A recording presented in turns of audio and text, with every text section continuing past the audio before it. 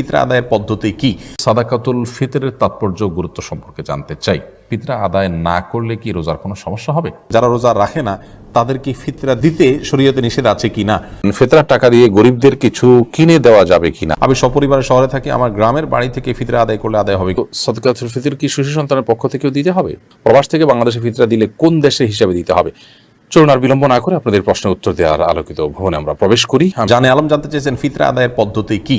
ফিতরা আমরা কি টাকা, নগদ টাকা দিয়ে দিব নাকি খাবার দিয়ে দিব? এটা নিয়ে দুটি মত রয়েছে।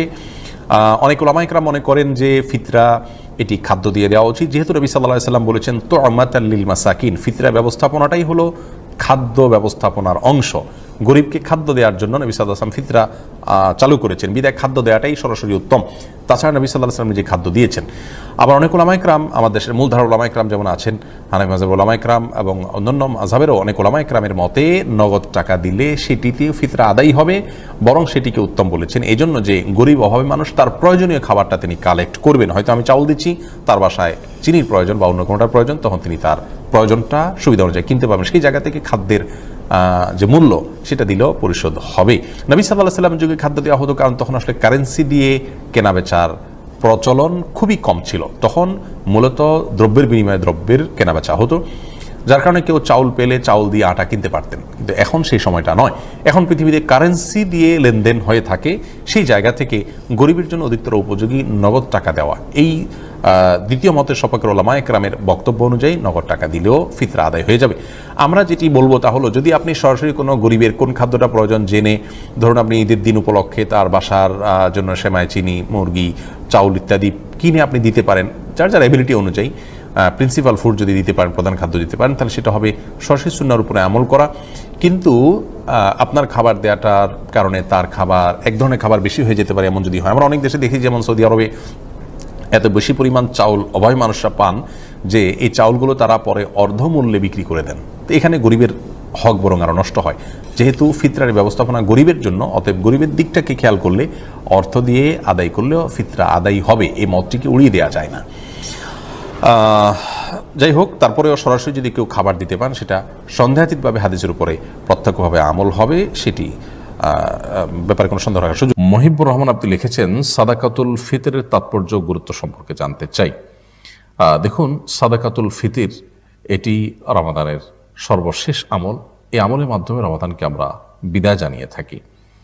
সাদাকাতুল ফিতর এটি দিতে হয় সূর্য যখন রমাদানের শেষ দিনে অস্তমিত হয় তখন থেকে নিয়ে, যখন আমরা শাওয়ালের চাঁদ দেখি সেই চাঁদ দেখা থেকে নিয়ে ঈদের নামাজ শুরু হওয়ার আগ পর্যন্ত এই সময়টুকুর মধ্যে সাদকাতুল ফিতর আদায় করতে হয়। অর্থাৎ রমজানের শেষ দিনে এবং শাওয়ালের চাঁদ দেখা যাওয়ার পর সন্ধ্যা থেকে নিয়ে সকালে ঈদের নামাজ শুরুর আগ পর্যন্ত এই পুরো সময়টার মধ্যে, যদি এত অল্প সময়ের মধ্যে গরিব ভাই মানুষের কাছে সাদকাতুল ফিতর পৌঁছানোটা কঠিন হয়, তাহলে সেক্ষেত্রে দু একদিন আগেও সেটি দেওয়া যেতে পারে।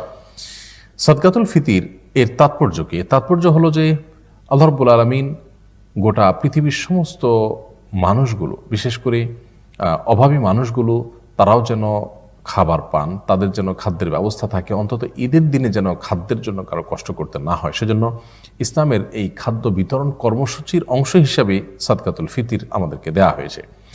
নবী করিম সাল্লাল্লাহু আলাইহি ওয়াসাল্লাম সাদকাতুল ফিতর সম্পর্কে, বা যেটাকে যাকাতুল ফিতর বলা হয়েছে, এই যাকাতুল ফিতর, সাদকাতুল ফিতর বা ফিতরা যে নামেই বলে না কেন, এ সম্পর্কে তিনি বলেছেন এটা তোহরাতান লিস-সাইম ওয়া তু'মাতান লিল মাসাকিন। এটা হলো মিসকিনদের জন্য খাদ্য দান কর্মসূচির অংশ। অর্থাৎ ঈদের দিনে আমরা যে আনন্দ করব, আমরা যে উৎসব করব, আমরা যে ফুর্তি করব, আমরা যে ঈদের আনন্দে মেতে উঠব, তার আগে গরিব অভাবী মানুষের খাবার পৌঁছে দিয়ে তাদেরও যেন আনন্দের বন্দোবস্ত আমরা করি, সেই নির্দেশনা ইসলাম আমাদেরকে দিয়েছে। ইসলামের যে ঈদ বা উৎসব, সেটির সাথে অন্য সাধারণ উৎসবগুলোর একটা বড় ধরনের পার্থক্যের জায়গাটা এখানে আমরা দেখতে পাই। যে অন্যান্য উৎসব সময়ে শুধুমাত্র ভোগ আছে, উল্লাস আছে, সেখানে নানা রকমের আয়োজন আছে যেগুলো শুধুই ব্যক্তির নিজের জন্য। ইসলাম আমাদেরকে যে উৎসব দিয়েছে, সেখানে দুটি উৎসবের দুটিতেই আমরা দেখেছি যে গোশত কোরবানির সময় আর ফিতরা আপনার ঈদুল ফিতরের সময় আমরা গরিবের বাসায় পৌঁছে দিয়ে তারপর নিজেরা আনন্দ করছি, ঈদগাহে যাচ্ছি, ঈদের নামাজ পড়ছি। তার মানে শুধু ভোগ নয়, বরং ভোগের পাশাপাশি ত্যাগের মহিমা যেন উজ্জীবিত হয় মানুষ, সে শিক্ষা ঈদুল ফিতর এবং ঈদুল আজহা আমাদেরকে দেয়। এবং ঈদুল ফিতর উপলক্ষে যে ফিতর আমরা দিয়ে থাকি, সেখানে এই গুরুত্বপূর্ণ দিকটি রয়েছে। আরেকটি বিষয় হলো যে রমাদানে সিয়াম পালন করতে গিয়ে আমাদের ছোটখাটো ভুল ভ্রান্তি হয়ে যায় আমাদের নিজের অজান্তেও।